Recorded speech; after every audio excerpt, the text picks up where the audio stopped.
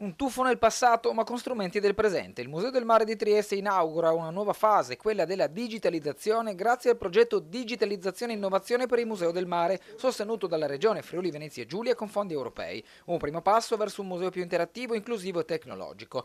Presentato oggi al magazzino 26, il progetto ha introdotto una serie di strumenti innovativi pensati per coinvolgere un pubblico sempre più vasto. Tra questi, schermi interattivi con giochi educativi per bambini, un archivio digitale consultabile dal pubblico, un'app mobile con contenuti in realtà aumentata e la possibilità di scoprire reperti non esposti tramite un QR code. I contenuti adesso fruibili digitalmente sono ancora pochi, ma abbiamo la macchina per continuare a correre e andare avanti fino a fine corsa, considerato che man mano che digitalizziamo i contenuti, dall'altro contenuti invece in termini di reperti e materiale d'archivio continuano ad aggiungerci, perché abbiamo negli ultimi anni rafforzato molto il rapporto con la città e arrivano donazioni anche importanti, arrivano informazioni. Grazie alla collaborazione con la cooperativa Hibou, il museo ha anche introdotto modelli stampanti 3D per un'esperienza tattile e multisensoriale particolarmente utile per rendere il percorso accessibile a persone con disabilità.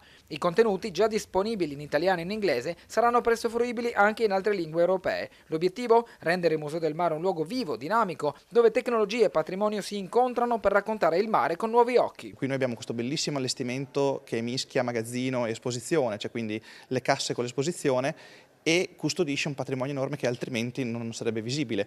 Con l'utilizzo del digitale della realtà aumentata il visitatore può aprire virtualmente le casse ovviamente e scoprirne il contenuto, e quindi rendiamo accessibile un patrimonio che prima era appunto nascosto dentro queste casse.